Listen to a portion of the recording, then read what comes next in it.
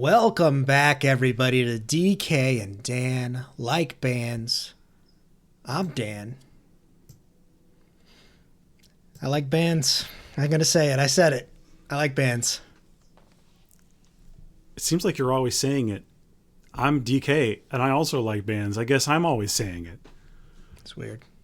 It's weird. It's really weird. I'm happy it's out there, though, you know.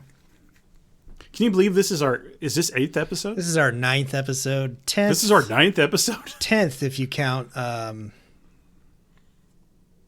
what's that other show? Dead Formats. Oh, shit. Yeah, that's like an episode of this, for sure. Yeah. We get credit for that. Yeah, we get the money that he hasn't sent us, so. Yeah, it's in the mail. He's assured me.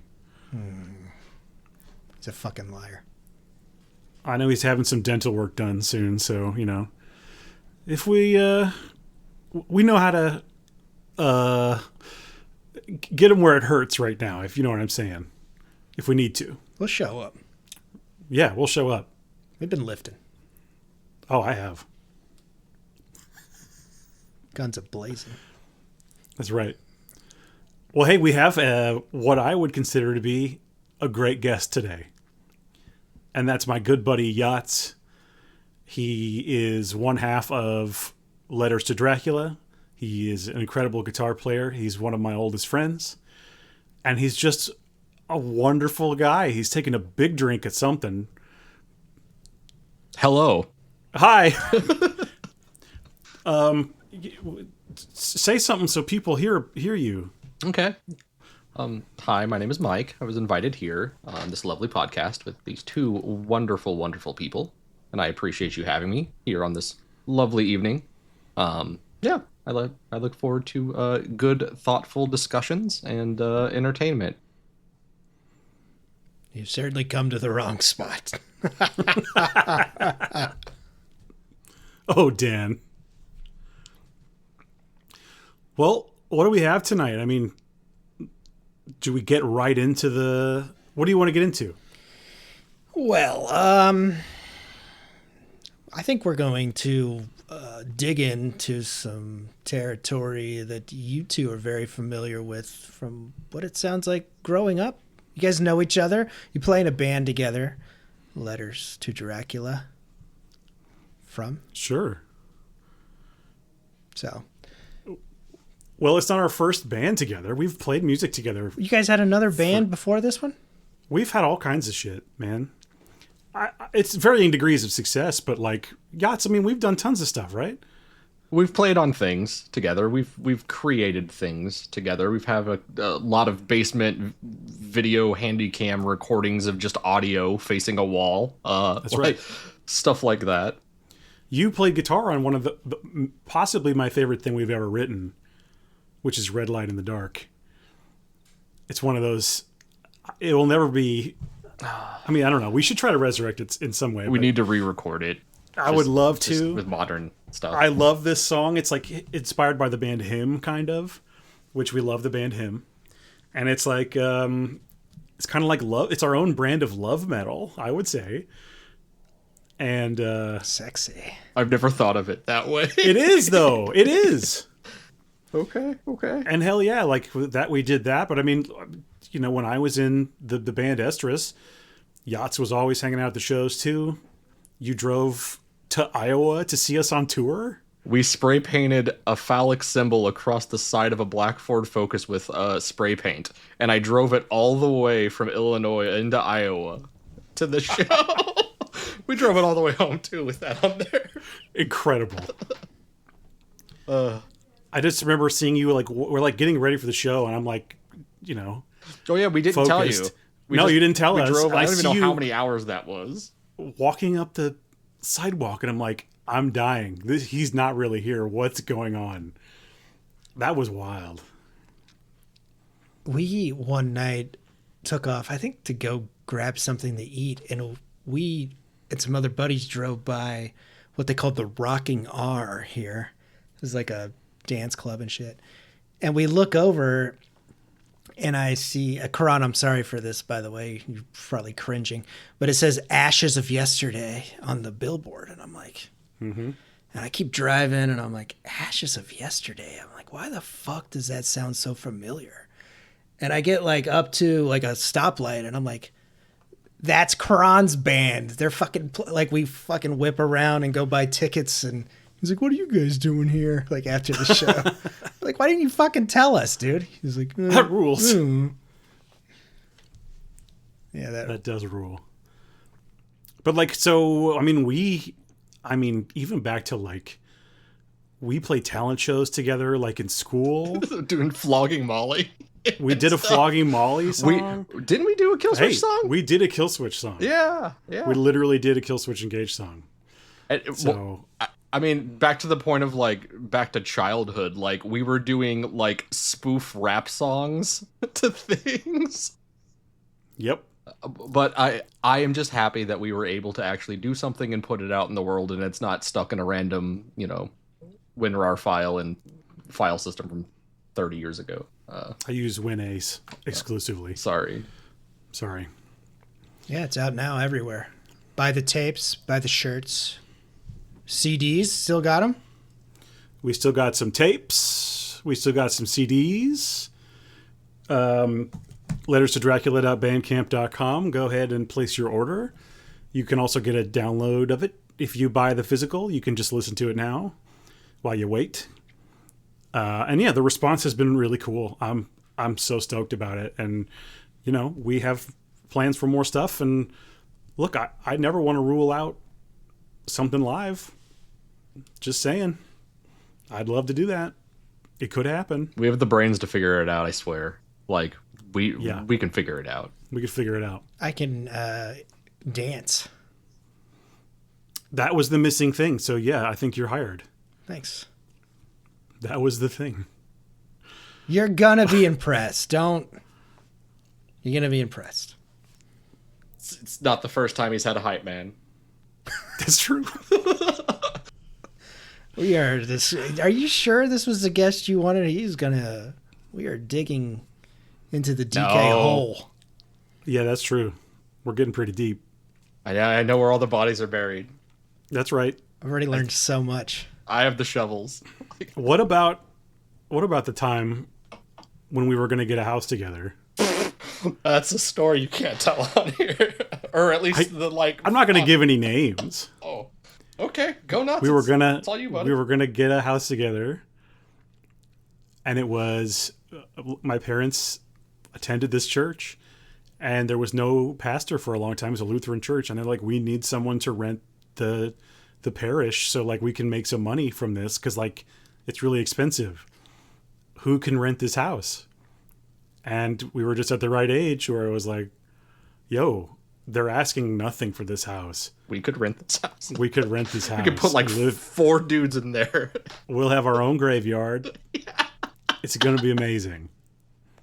And like, it was all set up. We were doing it. Like, we were going to get the keys. And then another guy who was in on this got caught banging his girlfriend in the house before we had the keys. They broke in and had sex in there, from what I heard. And a lady brought her child to help clean the home to make it ready for us and walked in on them. I bought a couch from a thrift shop for that house. It ended up just going down the block to the video game store you worked at, where That's right. It forever lived. That's right. Incredible. Sorry to derail. That's not a derail. That's an addition. That is a beautiful story. We've lived a life. There are many more, but we shouldn't. We shouldn't. But that's the one that we can. So yeah, and I'll never forget. I had a missed call from the guy I was supposed to get the keys from, and I'm like, "Hey, I'm sorry I missed your call. Where did you want to meet up to get the keys and everything?" And he's like, "Yeah, that's not happening." And I was like, "Why? What happened?" Because I had no idea. Nobody told me anything. He's like, "Ask your little friend." And then he said, "See you in church on Sunday."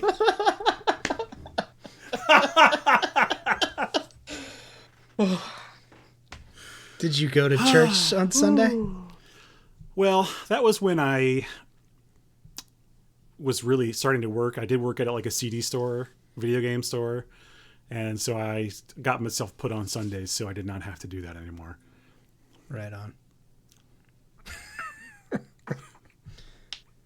And you were doing all this probably while listening to KILLSWITCH ENGAGE. It probably happened around that time. Oh, for sure it did, yeah. Because we were so in on even just Alive or Just Breathing, that first record. For sure. I was. That was their second record. Well, Fair enough. well, right. But that's the first record. I call it the first, I guess, stupidly, because it's the first one I heard. All right. But yeah, obviously not the first. The first one's just called, what is it called? Is it just called? No. No, it is Alive or Just Breathing. No, there is another one before that. Wait. No, there's one before that. Dan's right. There's a demo. You'd think we would... Dan, tell us where we're wrong. Don't let us spin our wheels here. Fucking podcast. I don't fucking know. No, it is self-titled. It is self-titled. Yeah, because there's two self-titles. That's right. That's what confused me, because I'm like, no, but the one later is called KILLSWITCH ENGAGE, 2009. Oh. 99 and 09. Yeah. Did you miss an album, No, I didn't miss it. Mike? No, I do that. No, I consider that the demo. Okay. Because that's the one that had like soil burn. Yeah, that's on there. Yeah. Okay. Demo, self-titled. They're interchangeable. Spotify right? says that's a Full album. that's a full regular album. Well, Asshole. Wikipedia doesn't. Wikipedia is run by one guy. He doesn't have time to get everything right. His name's Mark. That's right. You've met him. They don't pay me enough to do this. Pamela Anderson. Well, I mean, this is probably the segue we need to get into KILLSWITCH, right? Unless you have any burning Letters to Dracula questions. I do just want to clarify. It is Letters to Dracula, based off of the early 2000s something awful forum chain post about children's letters to Dracula, where they ask him life advice and he tries to sell them HD DVDs, which are like normal DVDs but better, and to get their parents' credit card numbers. That's right. Okay, sorry, I'm good. Classic. You guys sound like you were behind that. No, but we loved it. Okay. All right. Even if you were, I'd cut that out. Sure. But yeah, top 3 for me this week is KILLSWITCH ENGAGE. DK, go ahead. I mean, I don't know what to tell you. Okay. Tell me about your journey. We should start with our KILLSWITCH ENGAGE journey. Yeah, I think that's important. And I think we wanted to pick them because obviously Jats and I have such a rich history with that band. Listen, when I first started playing music in a band, one of the first bands I was instructed to listen to by my band members was KILLSWITCH ENGAGE. But I also already knew them from the Freddy vs. Jason soundtrack. So I feel like they've been there forever. I mean, a long time. But when I was really learning drum set and like particularly getting more into metal, the KILLSWITCH ENGAGE drummer was like one of my guys. I have a few of them, but he was definitely one of my dudes. And our band was definitely inspired by them greatly. And we covered Fixation on the Darkness. So yeah, for sure, for me, a big deal. They felt like, to me, one of my first like big boy metal bands that I like legitimately liked, and I didn't feel like a poser. I'm like, oh, I legit like these guys. Because there was a long time when I was kind of afraid of heavier music, like earlier on. Like I remember hearing somebody playing, Jats, was it you playing, like, it was even like Linkin Park. I'm like, I don't know if I It was Linkin Park, and it was too yeah. heavy for you, sir. I was like, I don't know about the screaming.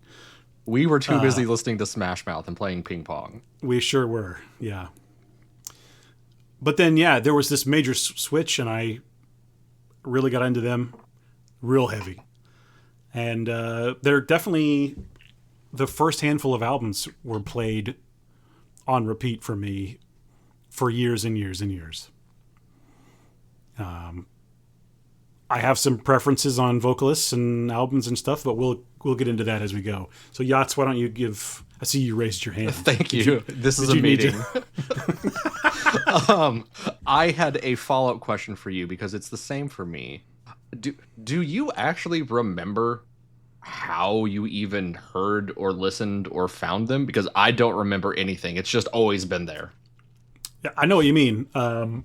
They were in the Freddy vs. Jason soundtrack, which I had. Yeah, but I feel like I knew it before then because I remember like leaving because and like credits hit and then it pops in with End of Heartache and I'm like, oh, it's End of Heartache, but I don't know how I knew them. It's I know I knew them from the band and like Brandon saying like, oh, Fixation on the Darkness, we got to cover this song, and I probably got it through you guys with that.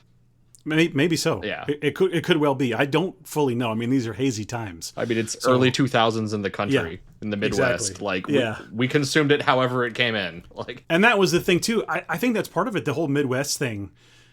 Here in the Midwest, it to me, or at least in our area, it seemed like it was either you're into hardcore or metalcore or it's emo. At a certain point, it became emo, or like I guess there were like the regular like metal guys. But like within our groups, it was kind of those two. I mean, there were divisions and cliques and things like that. I know that I ventured into genres that you did not venture into, and you did the other side, and we mixed and matched, and that's how we ended up where we are. That's true. Listening to love metal and prog. And I love it. I don't give a shit. I love all those. Yeah. Anything you want to add though, Jats? Like, is your journey any different, or is that pretty much the same? Journey's pretty much the same. I mean, but I have very fond memories of like very specifically like Taste of Chaos 2005 because like a lot of those bands that you didn't venture in that I was into, like Under Oath and things like that, the basics ones there, like same stage, and I just I mean I hate getting more into the band about it, but just like, oh god, fucking Adam D energy all over my face. Oh, like, yep. God, I love just every live performance of that. And then on top of that, like... Didn't we go together? Didn't we see KILLSWITCH together?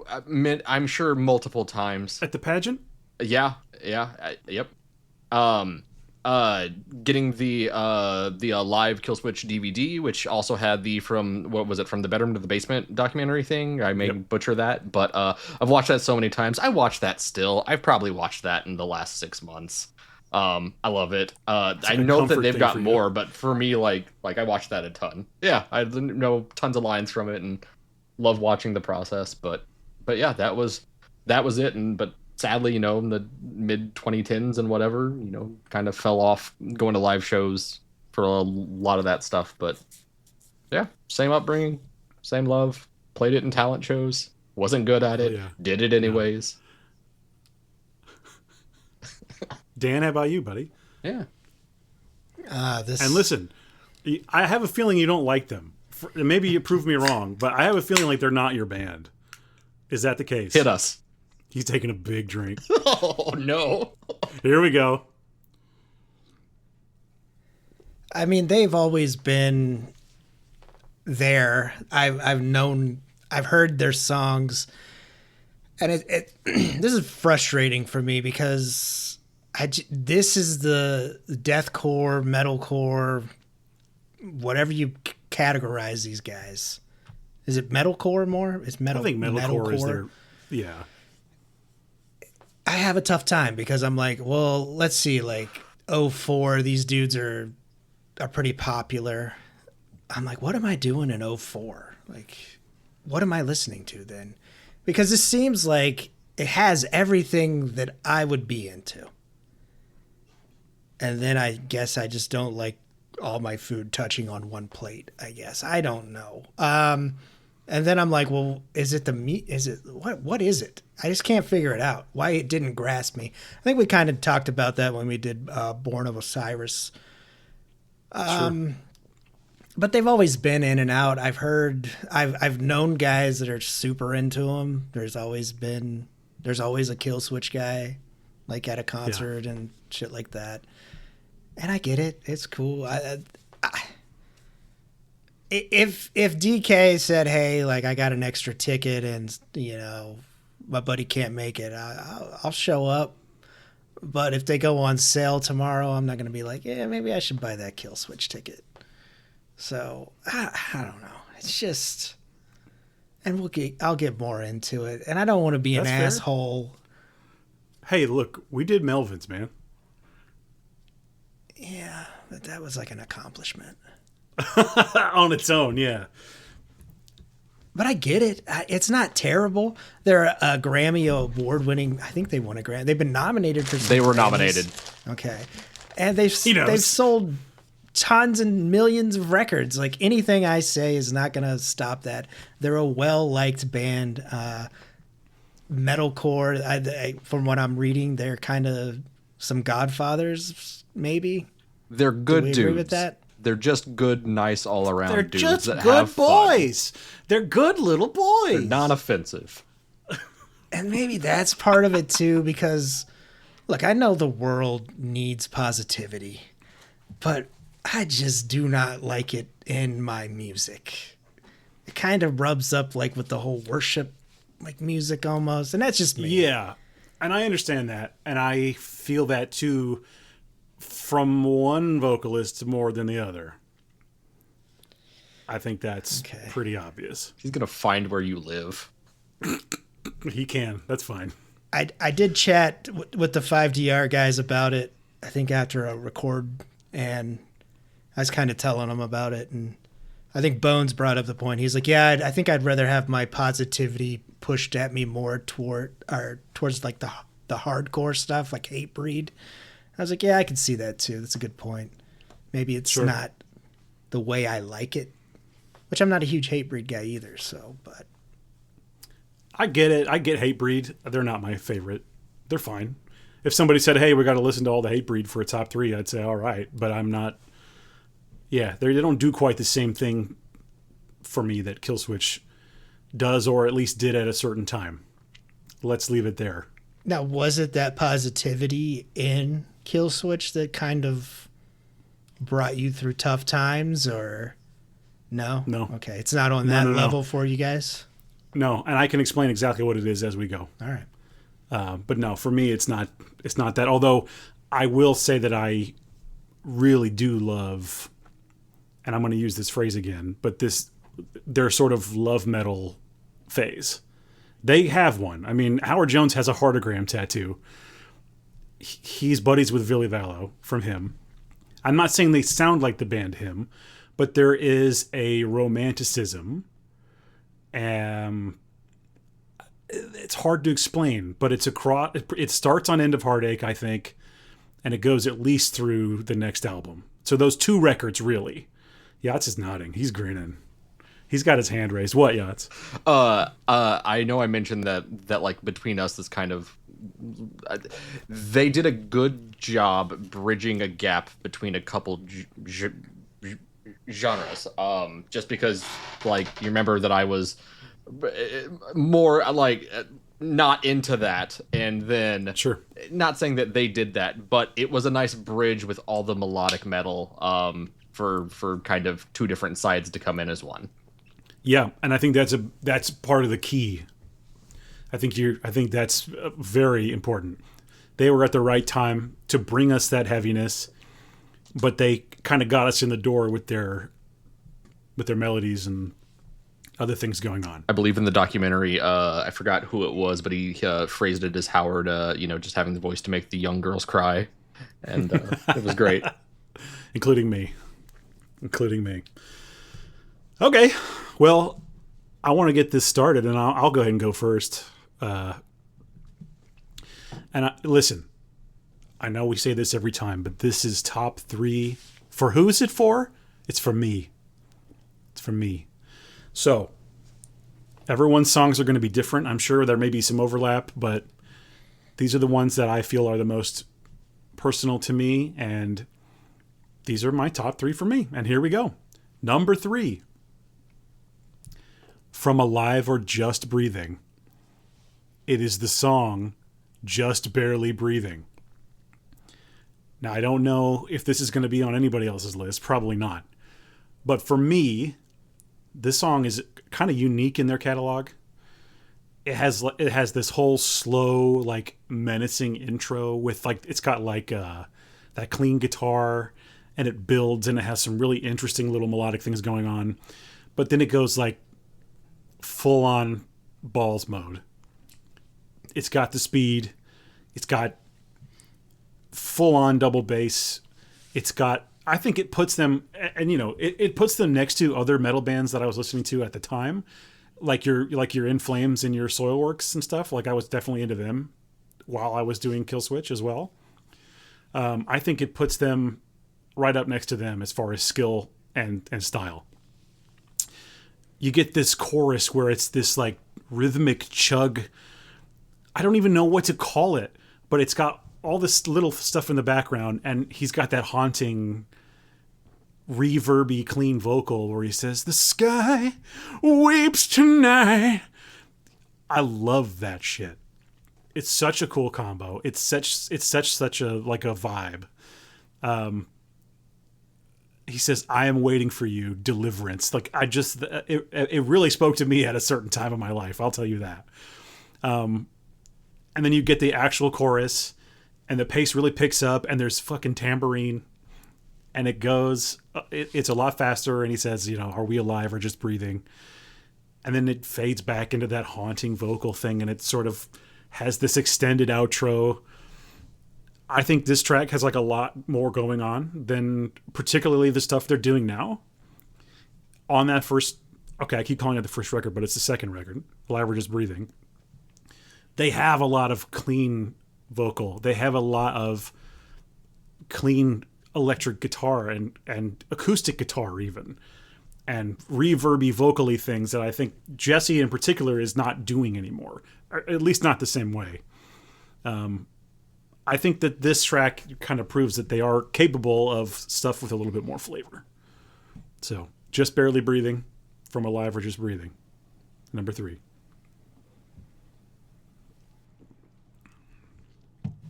Not on my list, DK. Not on my list either. I would be surprised if it was. But good pick. I got to see. Thank you. I don't know. I'd have to look at my notes for what I did with that one. All right, DK, you got 3 in. Let me get 3 up in you. Yes, sir. I'm not gonna spit on it. What do I want to do here? You know what?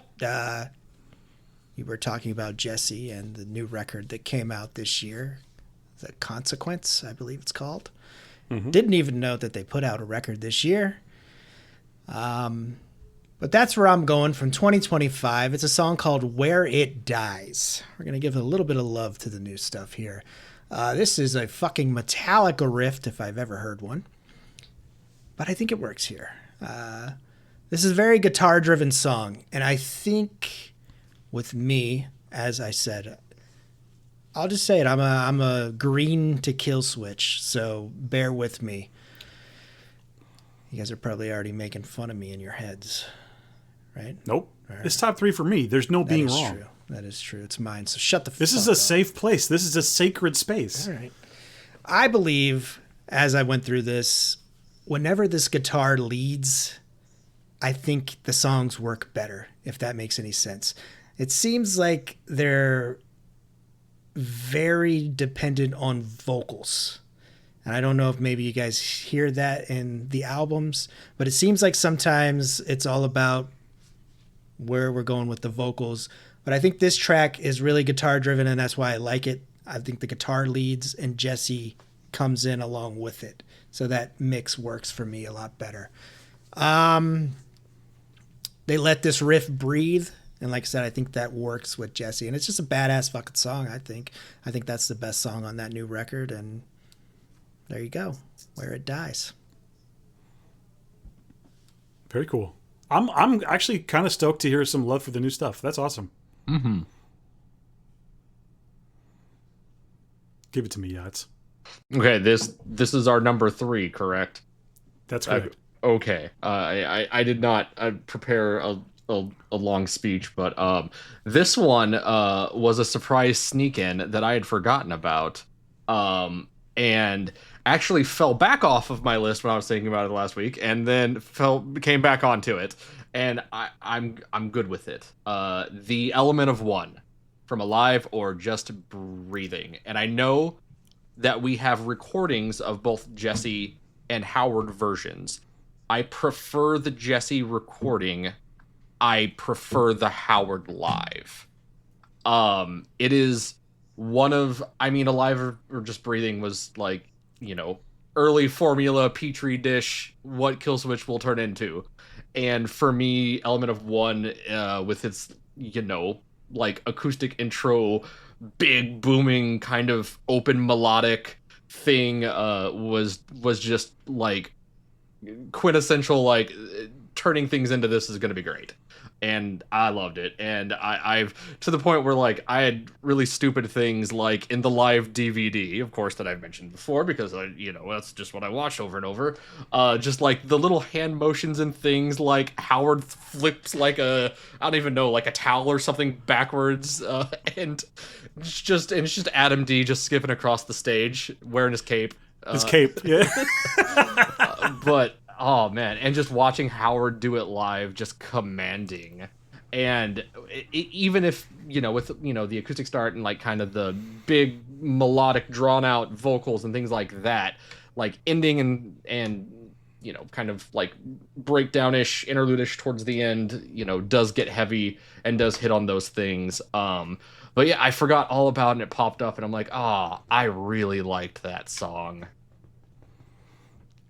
I'm really glad that you represented that track. Honestly, that's probably like my number 4 or number 5. Like it's definitely in my top 10. Dude, it's no question. It squeaked out some song. things that you would probably not believe it squeaked out in my head. I could, and honestly, depending on the day, I could squeeze it in for any number of these on my list. Yeah, that's such a good choice. That's awesome. All right, gentlemen, let me show you my number 2. Whip it out. Here it is. From the end of Heartache and also from the Freddy vs. Jason soundtrack, it is undeniable When Darkness Falls. Listen, this was one of the first tracks from them that I really, really loved. It's like from second one, it's that huge scream from Howard. Like it's wild. I think Howard, by the way, is undeniably one of the best singers and screamers in metal, or at least this kind of metal. He has a voice. It has such power and soul. I mean, I don't know what else to call it. Like he is such a good singer and he puts 1,000% in every time. And it has this sort of like, hey, what? And he likes to point. Oh, hell yeah, he likes to point. He definitely likes to point. And yell at people for standing around. At the show we were at, he definitely yelled at a guy. It was very funny. It has this like sort of marching style verse. Like it's interesting. It's like, I don't know how to even classify that, but it's like almost like a march for the verse. But then, and it's just like, by the way, the vocals in the verse are just like Howard losing his shit. He's screaming his balls off. I mean, like crazy. But then we get to this chorus and Howard gives you this building, very layered, beautiful chorus. And it just those lyrics, when darkness falls, the way it all comes together. And it's such a release after the heaviness of the verse, I think. And the bridge is just more Howard just screaming, blasting away with his huge voice. It has these cool like little double bass slip-ins that Killswitch does. Particularly, I love it when they do that on this record. This one and the record before, they do these little double bass things. And I love that shit. and it leads you right back into the chorus, and you get a double time. And they give you the chorus again, but they double the snare, and the tempo is just like, oh yes, thank you, Howard. I love you, Howard. Kiss me, Howard. When Darkness Falls, number 2. Great choice. Thank you. Were you listening to that track before Freddy vs. Jason, or was it discovered? No, I think it's probably from the Freddy vs. Jason soundtrack that I know that song first. All right. Well, DK is going to throw some love to Howard. I think I'm going to throw some love to Howard as well. I'm going to go to 2004, to The End of Heartache, which is something we all need. And I'm going Breathe Life, gentlemen. Good choice. Hell yeah. Yep. We got just punching you with fucking 75% of the time with just some great fucking screaming. And then we got a good pace here. DK mentioned pace. I think when this band gets going, they get on a run. That pacing's really good. There's just great fucking parts that really like kick ass. And then I said one of my issues is, where'd that go? Bring that back. I like that. Stop doing this. Stop telling me to be powerful and my phoenix will rise. I want to hear that. Rise up, Laundry Dan. I want to hear that fucking badass riff you got going. But the pace is very well here. Very powerful vocals from Howard, as DK mentioned, on the chorus. He only sings on the chorus. That Breathe Life, it really, he gets in there and it just makes you feel that, like deep in your soul. It's got some good pipes, that dude. It rips, like said, they got the guitar solo in here, and they got those never mind. That's the next one. Sorry, I'm reading the wrong one. I think it's kind of thrashy at the end, but structured very well, I think. Howard seems, when he came in, I don't know. I know Mike was talking about in the group he mentioned some producers and stuff like that, but I think they seem like they have a little more song structure maybe when Howard came in. I don't know if you guys noticed that. I mean, it took three albums before they brought in like a heavy producer at that point. But you know, Adam D produces everything because he's a beast. So, yeah, there you go. Breathe Life from The End of Heartache. Beautiful. Hell yeah. Well, I guess the torch is passed. This one, I almost thought was gonna be one of my overplayed, because like there are primary Killswitch songs you've listened to, but like I don't know if I at this point I heard it so much, but this one was circling, and every time I listen to it and I give it a good listen, I'm like, oh man, that's still there. But I think I have a guess as to what it is, but I want to hear it. So this was like, I feel like this was that melodic formula really started, like we got this in the bad guys, off of As Daylight Dies, My Curse. I mean, that was when I would think they were at probably their height. My Curse was in like a bunch of games like Sleeping Dogs, Guitar Hero 3, like Burnout and stuff. Burnout. I remember it was in the Burnout trailer. Yeah, but it's just like that like weird ambient clean into everything else. It was great. It was great. I mean, our Arms of Sorrow was right there too, but like My Curse was the one on there. I think I had that as my ringtone on like my BlackBerry when I worked back of Arby's, and it would just go off all the time, and we would only listen to that album. Like, hell yeah. we do Morning Prep and Killswitch Engage. But yeah, it's the end of Heartache of that album. Yes, it is the end of Heartache of that album. I mean, I wish I had more to say about it, but like you just gotta listen to it. It's great. Okay, I'm done. Sorry.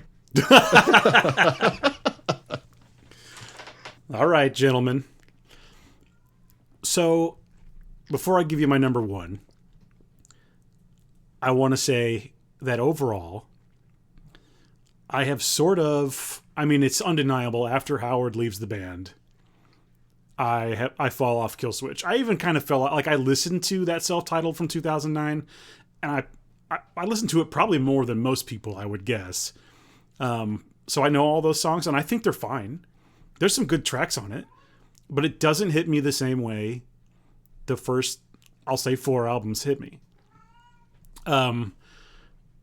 So unfortunately, I don't have any of the new stuff beyond Howard on my list, just so you know. I think they lose something when they go back to Jesse, and I think maybe Dan kind of mentioned this. It becomes more guitar driven and Jesse focused, but it's just more thrashy. I think maybe Jats was saying this. It becomes thrashier, and it doesn't have the same romanticism, or it becomes more, and this is definitely, Dan, what you were saying, it becomes more like weird positivity. You almost wonder if this is like a Christian band. Like there's just a strangeness to the lyrics that I don't quite connect with anymore. But when they're doing, I'm going to call it the love metal thing, the romantic, the yearning, the longing, the whatever it is, the intense emotions of youth, that's when I'm loving KILLSWITCH Engage. So, and I love it when they're experimenting. I like when they're doing acoustics, and I like when they're doing a lot more melodic stuff. So I have not really been up on them, although I will say I listened to what was it called? The first one with Jesse back. What was that one called? Disarm the Descent? That album's fine. There's a couple good tracks on that. And I listened to all of them for this, just to make sure I wasn't missing anything. And they're fine. They're decent albums. But to me, they just do not press the same buttons. And if that's what KILLSWITCH always was, I don't think I ever would have been as big of a fan. So with that being said, KILLSWITCH Engage, I loved you deeply at one point. Not as much anymore, but the original handful of albums, undeniable. Undeniable. With that being said, my number 1 KILLSWITCH Engage song. I don't think you're going to be surprised at all, Jats. It's from Alive or Just Breathing. And it's Fixation on the Darkness. For me, this is the KILLSWITCH Engage song. The first guitar riff. I hadn't really heard anything quite like that at the time. And the interplay between the lead and the rhythm, it's got its own little back and forth that is so good. And the way the kick drum, and this is something they do a lot, but this is the first band that I really tuned in on this. The way the kick drum follows the rhythm guitar often to get these punchy rhythms, and there's this thing that this song does where there are these heavy staccato chug things, but in between those chugs there's space, and there's cymbal in those spaces. There's cymbals and there's snare drums and stuff, and it does that thing where it's like, I'm just gonna do it. It's like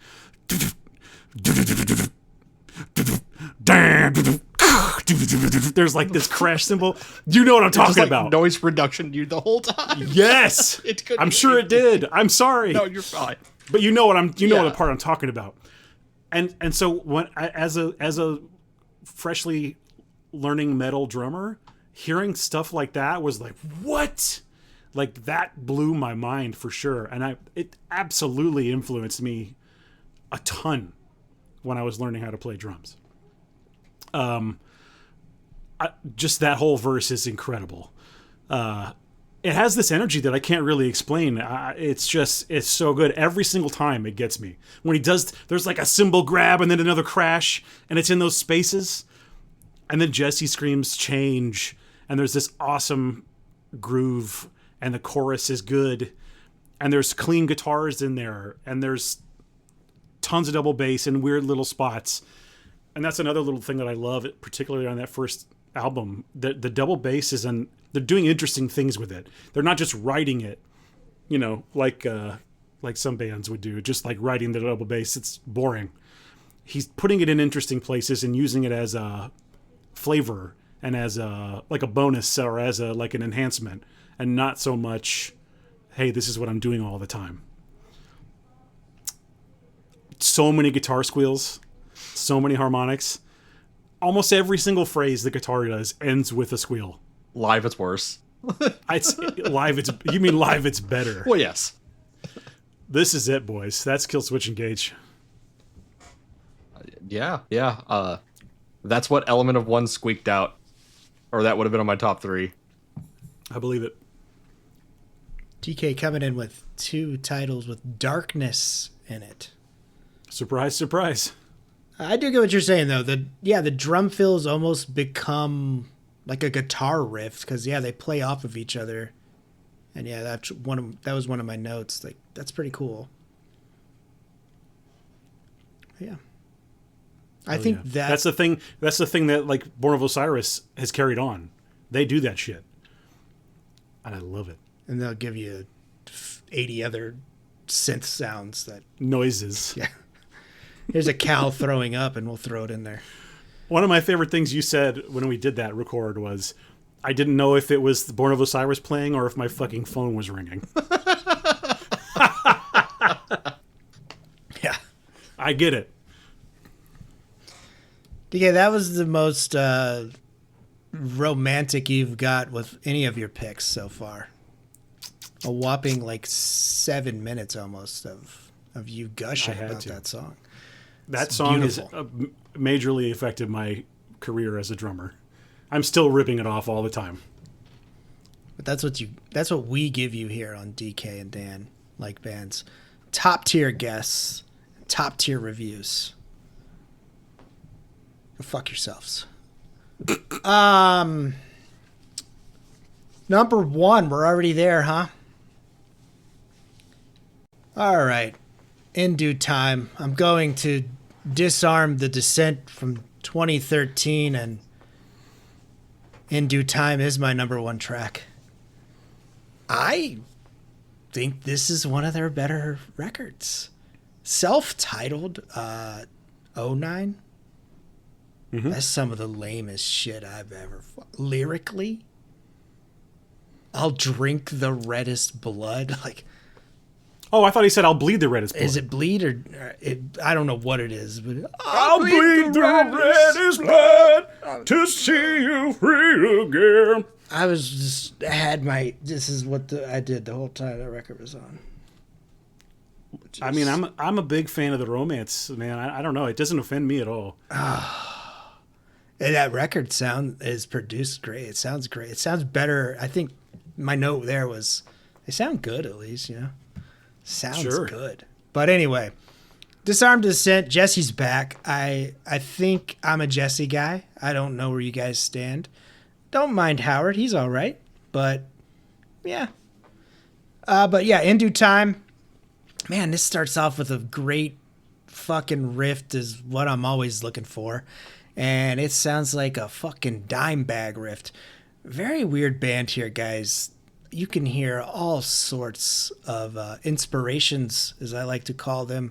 Stryper, Van Halen, as we mentioned earlier, Metallica, Pantera here, in those guitar riffs, which is fine. I love that. Paying respect to the metal gods, I guess. I don't know. There is a screaming sing combo mesh up here as this goes on, which I really like. Definitely got that like 80s hair metal vibe going on this song. We got like I said, nice guitar solo. I'm reading the right one now. And they've got those big fucking drums. We got that catchy as hell chorus, In Due Time.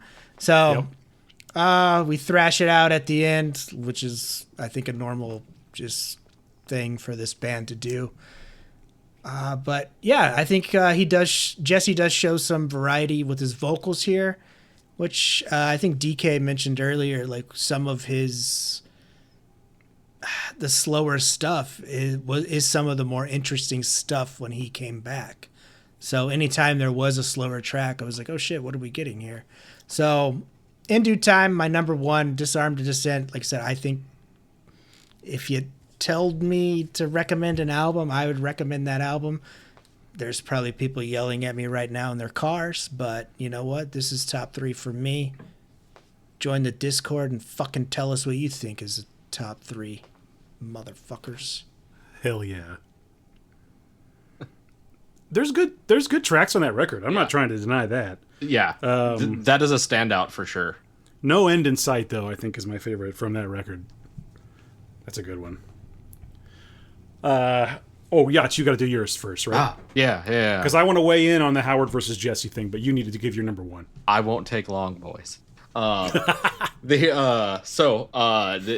one actually I did not expect, but I don't know. I feel like everybody like I'm sure you probably have a couple songs that like when you hear them, like, you know, you feel some sort of emotion inside of you. And this one for me, like, it's one of like two I can specifically name, but like songs that I'm just like, yeah, if like I ever needed to act and like fake cry, I'd think real deep about this. But was actually from An End of Heartache. It is my choice from End of Heartache. And does it start with an R? And so instead of trying to ruin it 2 seconds before I say it, it's going to be Rose of Sharon. To my knowledge, it was a friend of Howard's mother passed, and the song is lyrically, you know, based around that and her memory, which you know, is a deep one. On top of that, like the heavy riffs to just come out the gate and straight through verses was very good, and it changed up a lot in the second half of every single one of them, which was nice. Straight into just beautiful melodic chorus with, you know, the brilliant lead on top of that. Then like the lead eventually doubles, and they did something on here which in the era of Kill Switchers for me, which is one thing that I want to point out and I love about this, is that they will have different eras that can fit for different styles of liking. You know, that's why we can all have something that we like, which is nice. Not a lot of bands can say that. And, you know, Killswitch is still successful. They're still out there. They're still touring. They're still doing it up. You know, F&A. But yeah, Rose of Sharon just kind of hit me. But, what I feel like they did more in the earlier to the mid-gens was all of the, like, Adam D backing vocals. And not just, like, on top of like a bunch of layers, like it's like him, and the whole stop there about 3/4 through, and it just him in the background, clean, ambient. I wish they gave that man more room to run. He is comical, but so musically talented. I mean, he played drums in the earlier bands. Yeah. So Rose of Sharon, I probably couldn't have told you that would be my top one, like right off the top of my head, but after listening to it a few times, giving it a lot of thought, like, yeah, that's probably my number one, like, quintessential beautiful, but that's also to me kind of probably love metal era-ish. So there you go. That's an undeniable one for sure. And I think it's important to bring up the Adam D vocals, because some of my favorite bits of any of those albums are when he comes in. They give him the catchiest little moments. They give him the moments that are like, they're so tender. I don't know what it is, but I just love them. I'm not really surprised by that pick. And he can execute too. That's another great thing. Like live, you know, he can be as perfect as he wants to be. Or he can do push-ups on stage, or I'm really interested to know what kind of wireless pack he wears, because he's been running around the stadiums in like all of the latest tours. Like, tell me what that is. I probably need to buy it. Yeah. Yeah, the Adam D thing. His vocals should be definitely mentioned. But we need to talk about quickly anyway, Howard versus Jesse. I think I would maybe say that I like Alive or Just Breathing might be my favorite KILLSWITCH Engage record. But I think without a doubt, Howard is my vocalist. I wish we could have that whole album re-recorded with Howard just to see it, just to see what it's like. Because I think I like those songs the best. Just get a taste, see what it tastes like. So I don't hate Jesse by any means, and I liked him more in the earlier stuff for sure. And there was a time, I'll tell you, there was a time when I preferred Jesse over Howard. But as the years have gone by and I've listened to, those earlier albums over and over and over for years now, I think it's clear to me that Howard is like an unbeatable force. He's like the Godzilla of whatever this is, dude. He's the Godzilla. He's the Godzilla, dude. Oh. I don't know, man. So what do you think, Yacht? I mean, do you have a preference? I like them both.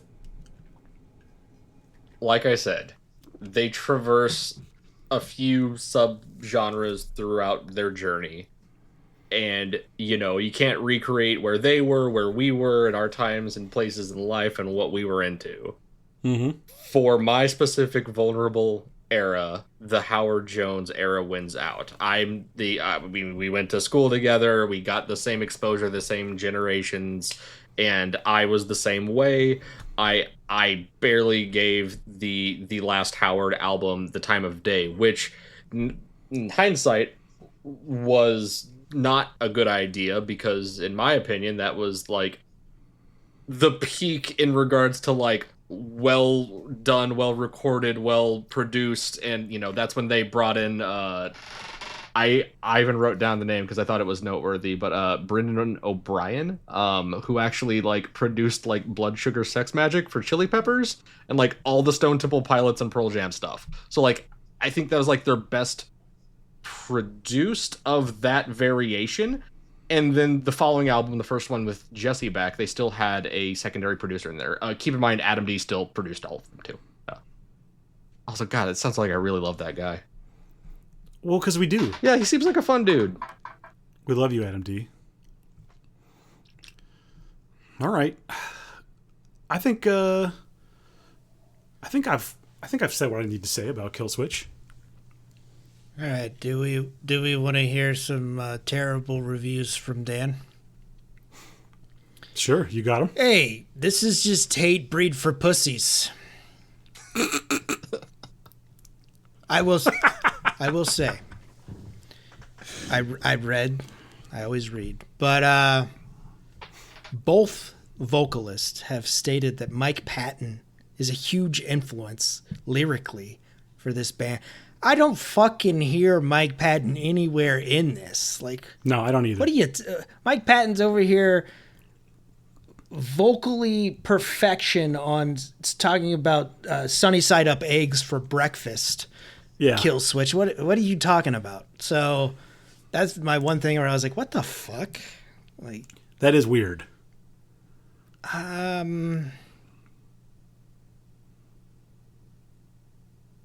I think that's it. One more. I feel like there's a meth head that woke up in the woods in a tent, had 13% battery on his phone. This Fire played and it was the first song on YouTube, and that was his inspiration to get clean and get his life together. Cause, that's an inspirational story, Dan. Yeah, I feel like that is. I think Mike summed it up so well when he was talking about when he worked at Arby's. Like, we would do prep and listen to KILLSWITCH, and I was like, oh, I can see that, like, so perfect. Like, I used to work at me and Bones worked at Incredible Pizza Company, and they would always put me in fucking dishes, and the guy's like, well, at least we get to listen to the radio, and it'd be like a Perfect Circle just had released Imagine and shit like that, and yeah. I'd just be sitting there scrubbing grease. I'm like, life fucking sucks. Sitting by the dumpster. Yeah, like smoking a cigarette. Yeah. But when you said that, I was like, oh, that, like, it seems like that just fits so good into it. Like, that just wraps that up so well with KILLSWITCH for me. I love we could connect on that. That's wonderful. Also, 13 pepperonis on a pepperoni pizza, right? debated, you know. Okay. Do you think about that every time you open up a pizza? Yes. Because I do as well. I thought about it the Yes. other day, actually. And I count. I think about you saying it now. Because you brought it up another time. It's all a circle, man. Maybe 13 is not... I don't know. Well, that's a different top 3 for me. But there you go. Kill Switch Engage. Gentlemen, anything else to add? I know it's your childhood. I didn't want to hurt your feelings too bad. I don't hate them. Like I said, I don't it's give not... a shit. You're fine. Yeah, no, we get it. I mean, and look, this is a band that I'm like I said, I wouldn't really say that I'm into their newer stuff so much. I always try to give it a listen, but it just doesn't grab me anymore. It just doesn't. It's purely a foundational thing, you know? So I can completely understand, like, if they missed you at the time, it might be difficult to go back. Although I do know, and actually I want to, I'm glad we are still talking about this because I just remembered. In the Discord. Oh, yes. Our buddy Hans told me that he had slept on them. And oh, he slept actually, with every band member? Every single one, Howard and Jesse, Holy too. Shit. And he said that he kind of regrets it because he thinks they have a great discography. So just very quickly, his top 3 were Hate by Design from Incarnate, Temple from Within, which is awesome, and then As Daylight Dies from As Daylight Dies. And if you want your top 3 from me read out, put it for us in the Discord, and we'll talk about it. But thanks, Hans. Thanks for following along. He's done a bunch of the top 3s with us. He listened along and did Black Sabbath. I think he did Mastodon, and he even tried to do Melvins. Tried to do Melvins? Yep. I don't blame him, buddy. He's probably still going. He's probably still. He's like, shit, I still got 28 albums left. Thank you, Hans.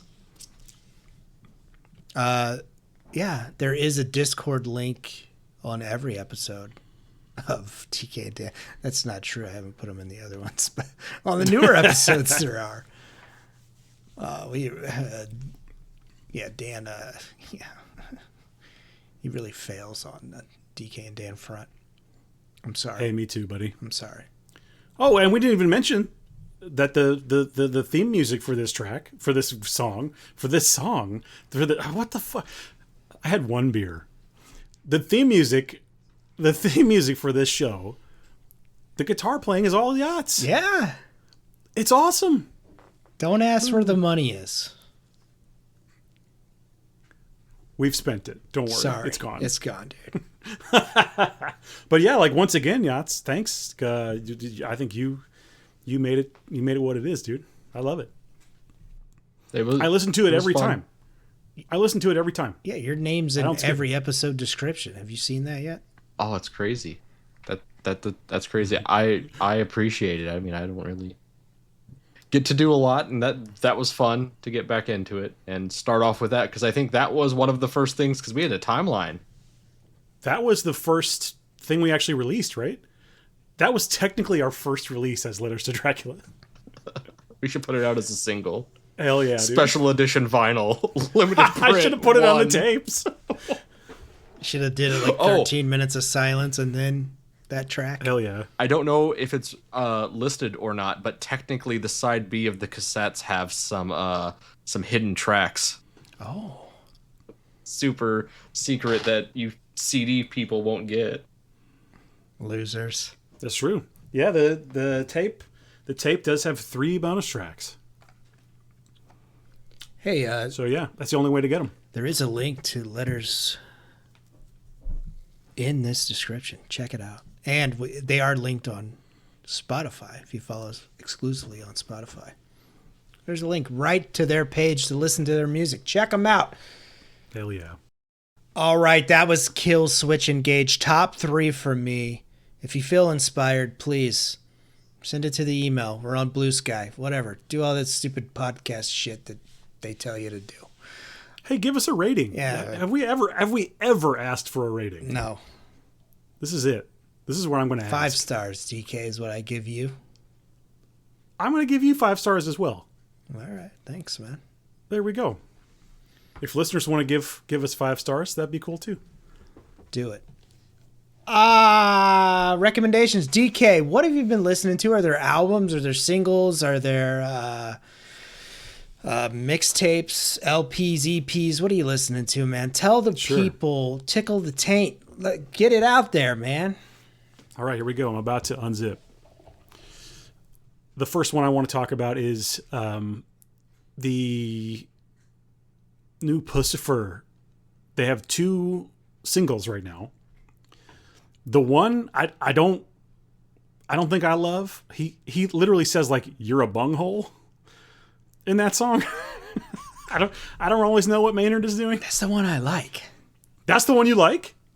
I did a 5K a few days ago through a vineyard, which was fucking terrible. Oh my god! Like not even grass was like literally. I was running through a vineyard like with wine, and they're dying and shit. The grass is tall as hell. It's uneven. Like people are gonna break their goddamn ankles here. But I love my wife, and that's what she wants to do, so we do that together. But yeah, that track came on as I was like running through the vineyard, and I was like, well, how, I'm a bunghole. Here I am running through a vineyard. Maynard loves making wine. Like it's a perfect fit. But yeah, it was absolutely perfect. That's the track I really like. The other one is good, but I don't know. Are you gonna go watch them? I don't think so. Are you? I just seen them back April this year. So yeah, I don't know. Maybe I don't know. Have you did the trifecta of Perfect Circle, Pussifer, Tool? I've seen Tool. Okay. That's the only one I've seen. I love Perfect Circle. But that's a whole other... We have to do a show about that. Okay. That's a whole other thing.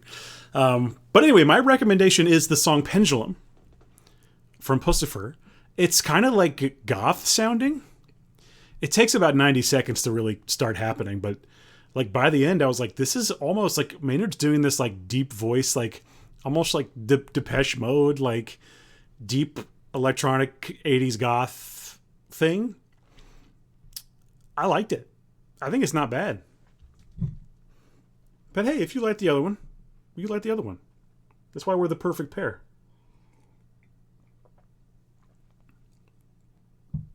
It's not bad. I've only listened to it twice. Maybe I need to do it again. It's just that one's more me, that's all. I understand it. I get it. He even says it like we're going a little more gothy on this record. So I was like, DK is going to love this. Instant erection. Hold on. That's a penis thing. I'm writing down another one that I just thought of. Wow, okay. So... Is that it? Is that all you got? No, I have one more, but did you have something? No, I agree with you. I think that's a good recommendation. Both of these songs are decent. I'm very interested in this record. It comes out next year, so. Mm-hmm. Yeah. Yeah, not far off.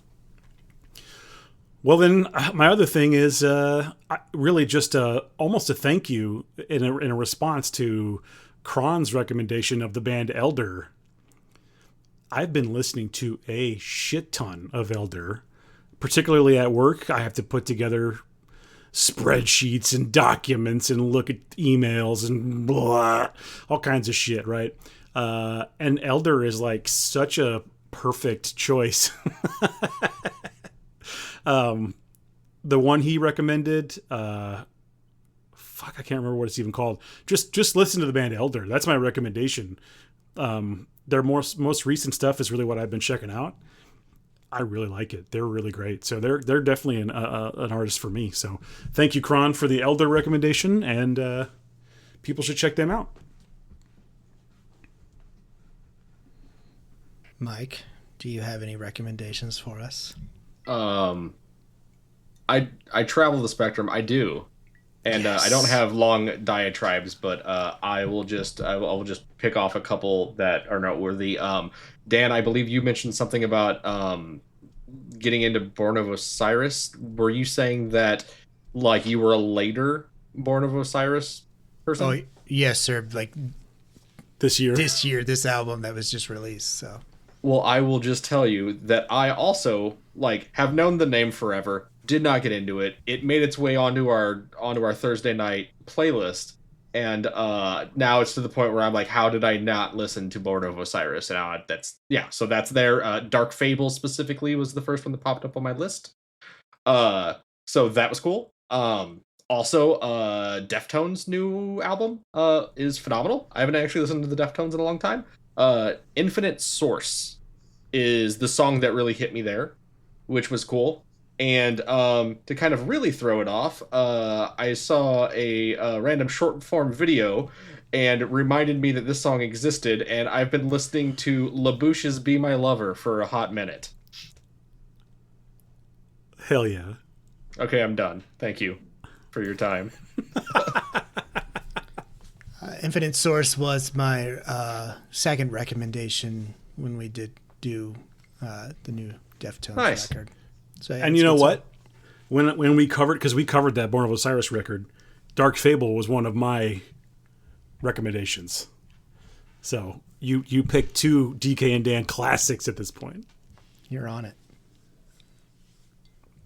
All right. Thank you, Mike, for the recommendations. They will be added to the Spotify. Check those out. All right. Barren Path has released a new record. It's called Grieving. Oh, if you know, you know. It's fucking brutal. Just check it out. That's all I can say. If you like that, you like that. If you don't yell at us. But just check it out. It's some brutal shit. That's what I'll say that. And next up is AFI, A Fire Inside. Gentlemen, Silver Bleeds the Black Sun. They've went full like Cure. And I fucking love it. Like, I think it's I mean, DK and Dan will probably be doing a best of. That's just a kind of a future, right? You're not getting it soon. You'll get it later. But You get it when you get it. Sit down. yeah, in 2026, don't even fucking expect it now. Sit the fuck down, put your Halloween costumes up, and put your goddamn Christmas tree up, okay? So, but yeah, man, wild, just wild. A Fire Inside. I used to get made fun of in high school for wearing an AFI shirt. And Is it because you would walk around and go, oh? I would do the jump kicks mostly. I'm sure you did. But yeah, dude, I got made fun of. I've worn a lot of band shirts and pissed a lot of old ladies off with Faith No More shirts. But AFI has been the one shirt, and I don't have any at this time, but that it just, I don't know why. And it was before like Miss Murder and all that shit. It was like, fuck, they suck, dude. I can't believe you like those dudes. And I was just like, what? Like, I didn't really get them for a while, but my wife is a fan. It's one of those that I kind of absorb by osmosis. did she listen to the new record? She likes it. I liked it too. I thought it was really I've good. heard it. I don't have any issue with it. But yeah, I recommend that as well. I'll get in my car tomorrow and think of 900 other things that I'm listening to and just be completely blank here tonight. But AFI and Barren Path, check those out. Beautiful. When we come back, folks, what are we doing? We're doing a review of the new record from the Midnight.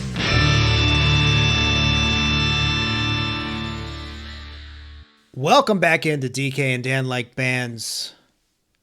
We like bands. We already talked about KILLSWITCH ENGAGE. Our wonderful guest, Mike, here, has joined us for that. Please tell the folks where they can find you, sir. Promote yourself. Myself? Yeah. I don't know if I want internet people to know much more about me. I am a person. I exist. I don't affect other people's lives, and I like Letters to just Dracula. Oh yeah, sorry. So I appreciate you. Yeah, Letters to Dracula. We're at Bandcamp. I don't have the URL memorized off the top of my head. You don't need it. We're It's also, there. we're on Spotify too. It's fun. And never heard yourself on Spotify before. It's a neat thing. But yeah, that's all I got. Thanks. Hell yeah. Thank you for joining us. DK provides wonderful guests as always. Thank you for Letters to Dracula. It has been spun multiple times in my Spotify algorithm. So, Much appreciated. yeah, you know, I got to support the boys. So that's what I do. That's what we do here on DK and Dan Lake Bands. All right. We threw around a few things. You know what? We came out with the Midnight Syndicate new record released October of this year. We should have released it in June, in my opinion, because this is a summer banger of an album. But whoever is running your team there, the Midnight, fire them and hire us. But yeah, we'll do a full review of this record. You know what? Let me get into it. DK, when we started this DK and Dan Lake Bands, it was mentioned in the Discord, probably on another show's Discord before we had a Discord. Something came up about the Midnight. And I was like, what's that? And I think it had to do with saxophones. I think we were talking about saxophones or something. And so I looked that up and I was like, holy shit, like this is some cool stuff. And so that's where I became a Midnight person. Thank you, DK and Garrett. Yeah. Oh yeah, shout out to Garrett for sure. Yeah. He's definitely a fan. Yeah, if you don't like saxophone, don't listen to the Midnight because you're going to get saxophone. I became aware of them, I want to say 2015 or 16, when I was really getting into the genre of synthwave. Through the band Carpenter Brute was really the first place where I learned synthwave proper, I guess. And it's funny because they actually are guest artists on this record. But, the Midnight is interesting because they are a band that I really struggled with to begin with. And the reason was I didn't really get the vocals. To me, it was a little too soft, a little too like indie rock, and I just didn't really get it. But the more times that Spotify just said, listen, man, you're listening to Gunship, you're listening to Carpenter Brute, you're listening to all these other synthwave guys, you're gonna like the Midnight. And it just took one track. I think it was the song. What was the song? I want to say it was Jason. I forget what album that's even from. Is that from Endless Summer? It might be. Just Yes. one song. One song unlocked it. I was like, okay, I like this song. I think I get it. And then I became more and more okay with his voice. Because there was no question the music is very much for me. I mean, how would you describe it? It's synth. It's like so much of it is synth, but there's real guitar going on. But it is synth. It's synth in a way that it's not like. It's very throwbacky, right? It's ambient and just it has like it for sure has an ambience, but it has like a softness, but it also has sometimes like a darkness to it.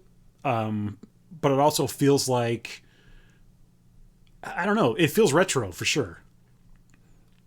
In a modern way. I don't know. I don't even know. They're unique. You say modern way, and I think these guys, I think a note that I had after all this was they're in a perfect spot. They're touring currently with Linkin Park, which is, of course, DK won't go because it's too hard for him. Wait, is that true? Yes, right now they're opening for Linkin Park. Are you kidding me? I'd say that. So Wait, are they really? yes, why would I say that and it not be true? They're in, I just because I haven't heard this. Linkin Park's in Brazil. They're opening for Linkin Park, who currently has a Scientologist female lead singer. I see Poppy with them. They've opened for Linkin Park on this whole... Linkin Park has been on tour for like a fucking year with their new Scientologist female lead singer. And that's the way you fucking address her. But yeah, I think they're in a perfect spot for... If I opened my Spotify and it said there's a new The Weeknd song with The Midnight, I wouldn't be surprised. But if I also opened Spotify and there said there's a new Korn song with The Midnight, I wouldn't be surprised either. Because I think they're in a position right now to where they can bend genres. And I think they, like you said, they play up to that very well. They use retro. They use summertime as is a big theme for this record, which is a concept record. Dark futuristic LA theme, I think, was what they were going for this. Sure. And I think they stick to that with this record. But yeah, I agree with what you say. I think I wouldn't be surprised if these guys are selling out arenas in the next 3 years, because they can either go ultra pop, synth pop, or I wouldn't be surprised if they did a metal pop record like later on down the road. Like, and I think it would be respected on all ends from the fan base, I think. For sure. You said the lyrics, like him singing, bothered you? It's hard for me to place it. I just didn't quite. It felt a little too. I don't want to say whimsical, but like there was something going on with his voice, the lyrics. I didn't quite. It didn't quite gel for me. It felt a little too. Maybe pop is the right word. I don't know.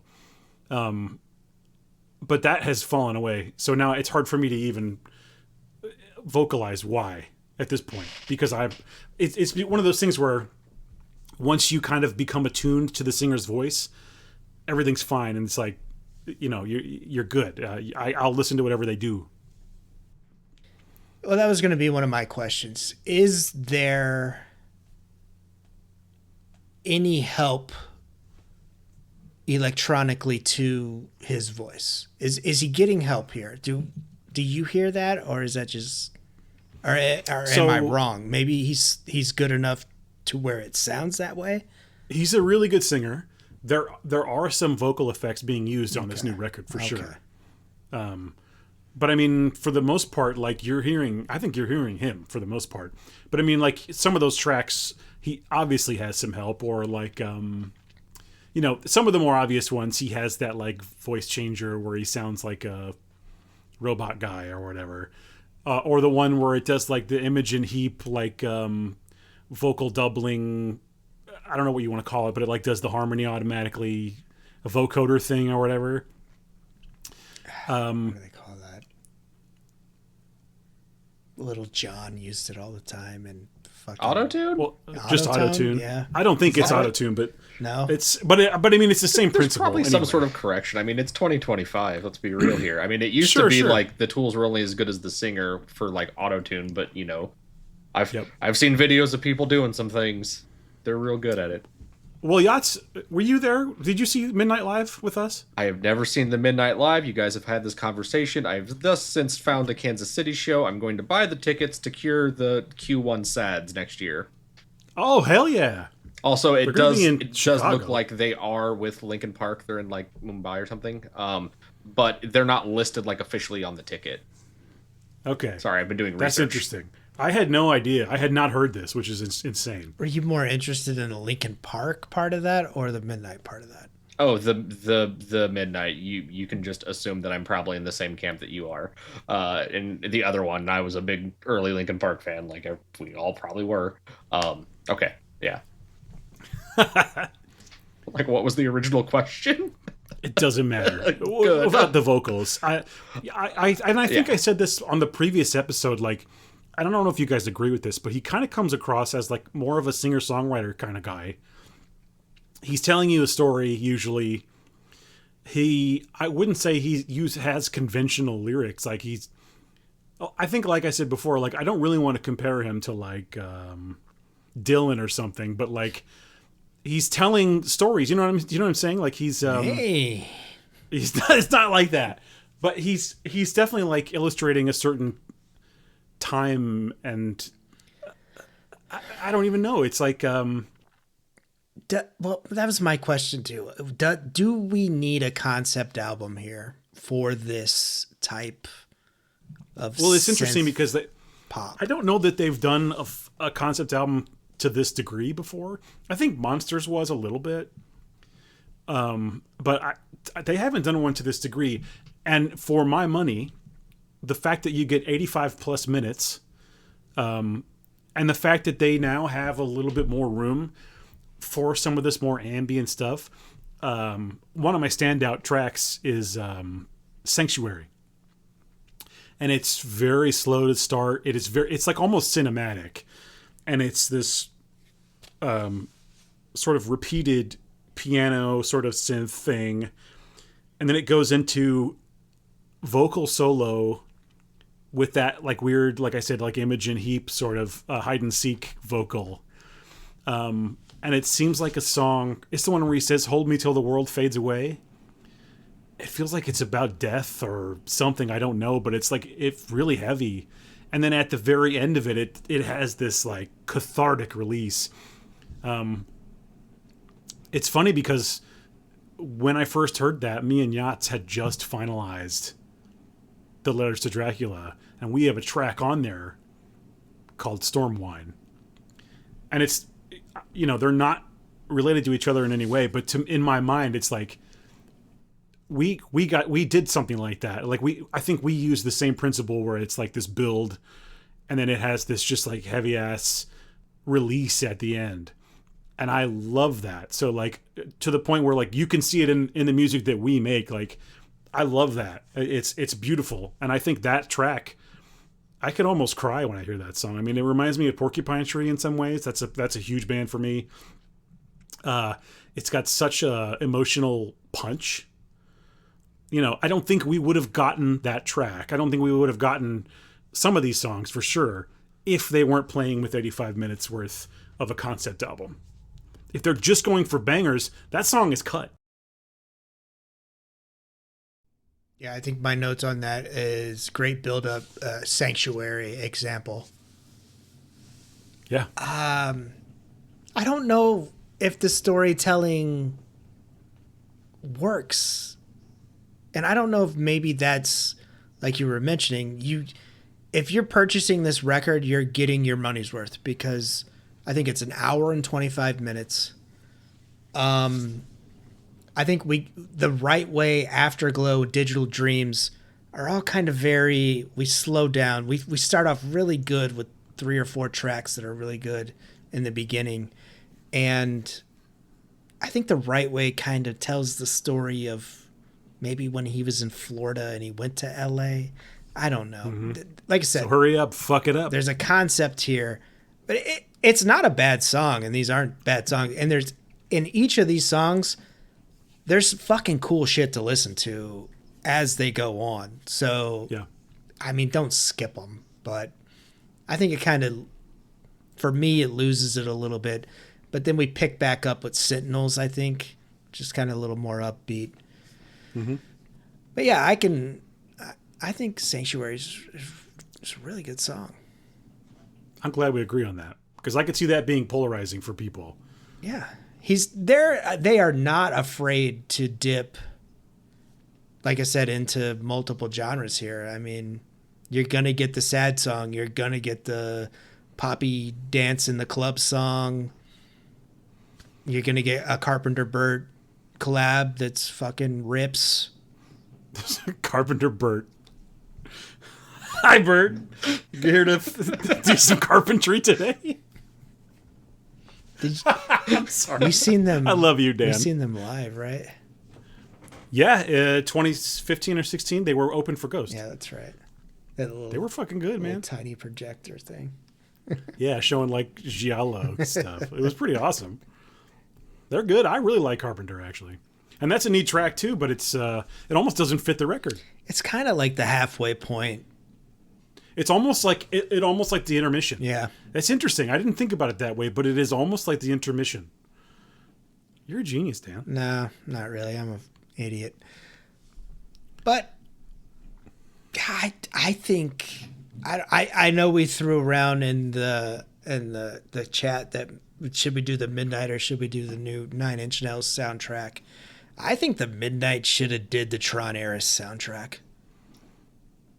I could see a world where that could work. I think it would have been better. Listen to the end of the song Chariot. Listen to the last 20 seconds of the song Chariot. It's literally de-resed by Daft Punk. Mm-hmm.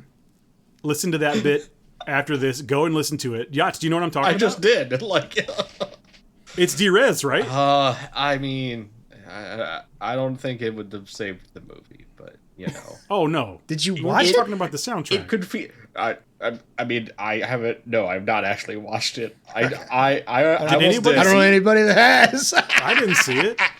I'm not going to pay to watch it.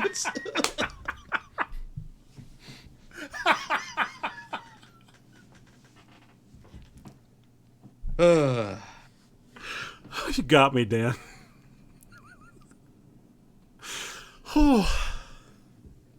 Thank you, sir. You're welcome. But I mean, you get some crazy sax on Fatal Obsession with Jupiter Winter. What else can I say? Let's do my standout, Runaways, featuring Bonnie McNee. Mm-hmm. It's just, this is not her first time with them. Have you looked this lady up? No, I just know her from Midnight Songs. Katy Perry writes this bitch a check every motherfucking week. What did she write? This girl's written for pretty much every Katy Perry song. She's written a whole Britney Spears record. If you go on Spotify, they have a playlist of songs that she has written, and it's like 50, 60 songs long. I was like, holy shit. That's insane. Very talented. So Bonnie McKay, I think I mentioned it already. Like, why was this released in October? Because this Runaways is just a California fucking like song of the summer. I'm a rich white bitch on a yacht, and this is playing nonstop. I absolutely hear that. And I think that's the genius of the Midnight. I think they could play in that world and make their money, but then let me also go fucking record an album with Ministry. It's the modern day yacht rock. That's right. Which I want to hear the Ministry album. Please do that. That would rule. I think standout, I mean, the song Shadowverse I have not yet skipped it. Yeah, it's pretty good too. That song is, I love the lyrics. I love right before the chorus, he goes, if you can't hold the tension, I guess that's it. And there's like, it like cuts off really fast, and there's like just a couple beats in there, like heartbeat sounds.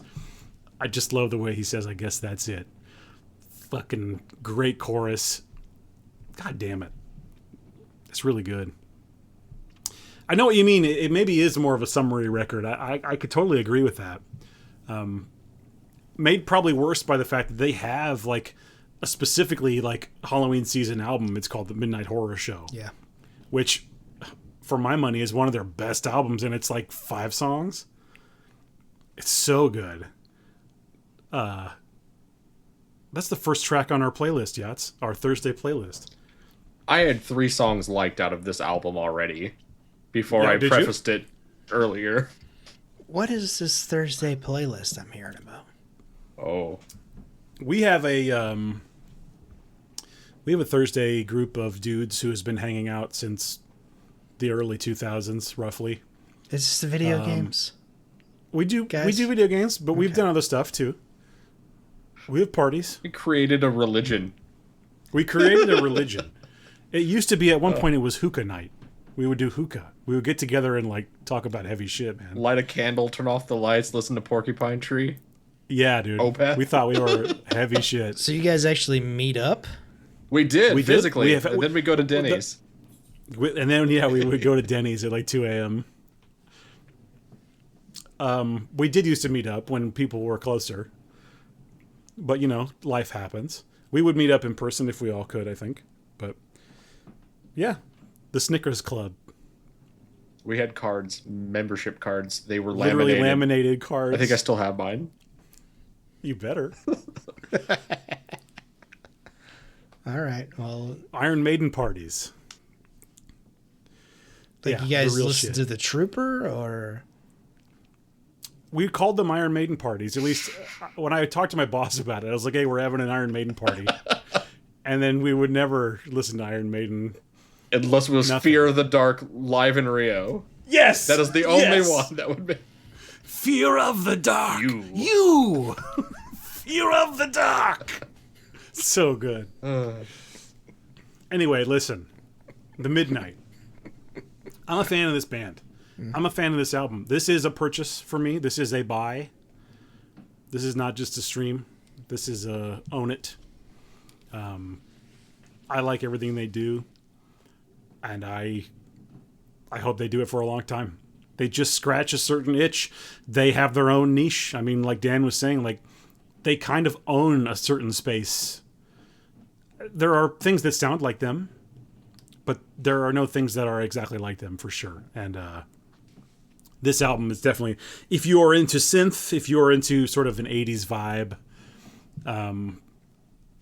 check it out. If maybe you're like me, I had trouble with for whatever reason, the vocals to begin with, but anymore, his voice has become one of the ones that I definitely look forward to hearing. Yeah, I mean, the only cons I have is this is a hefty album, guys. These songs are running 5 to 6 minutes for each song. So, like I said, if you're looking for a bang for your buck, this is definitely in it. Not every song is a masterpiece, but I think there are great sections for each song that is on there. So definitely listen to what kind of synth they're throwing in there. Just some crazy sounds that are gonna fucking tickle your eardrums in positive ways. And that's what we need, positivity in life. That's what we learned from KILLSWITCH ENGAGE. We need positive vibes, and we need positive vibes here. Yeah, man, this is it's a stream for me. But like I said, I'm pretty new to both KILLSWITCH ENGAGE and the Midnight, so Dan's learning a lot tonight, and I appreciate it, gentlemen. Thank you for joining me and coming with me along on this journey. I've been coming the whole time. Yeah, been hard since 7 p.m.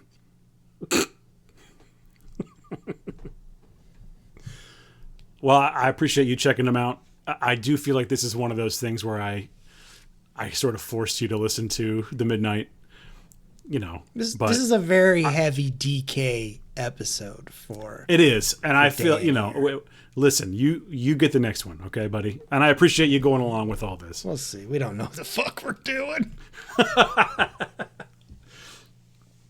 Well, Yachts, do you have anything you want to add for the Midnight or anything before we go? Thank you for getting me into them inadvertently when you were playing them on your little Bluetooth speaker when we hung out outside on your patio.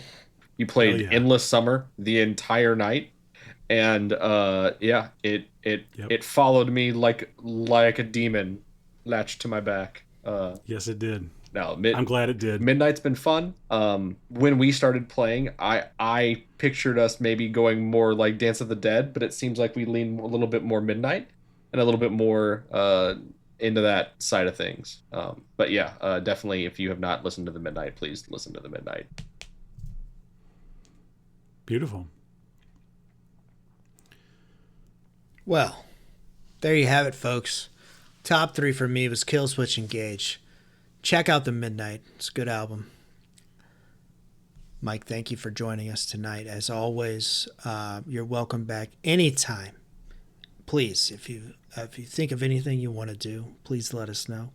We're a wide open book.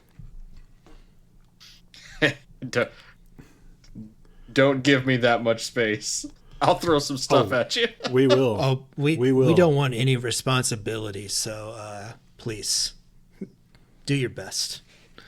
There is a direct link to Letters to Dracula on the episode description on Bandcamp to the Bandcamp. So buy everything that you can.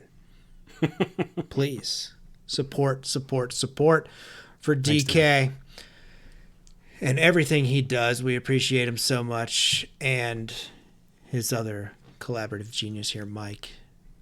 Love it, guys. It really, like I said, I went into the Big Rigs blend the other day on Spotify just to check out what the other boys were listening to, and multiple Letters to Dracula tracks were on there. So no shit. Yeah. So it's being spun. So we appreciate it, and thank you for the work that you do, and it is appreciated. I know it might feel, I mean, you guys know how it is. It might feel like you're just talking to nobody, but you're not. We appreciate it. I appreciate it. Thanks, man. And I can't wait to hear what you guys have coming up, because I know DK, and I know that he's up to something. So it's gonna be hot. like a beach volleyball tournament, and you just won. That's right. And you did. I just took my shirt off. Again, somehow. 2 shirts. Like you were already shirtless. I've already sweated through 2 shirts here. Hey, follow us on Blue Sky. There's a link to Letters to Dracula. We'll put out the top 3 for me, as we don't know what the fuck we're doing next. We'll see you next time.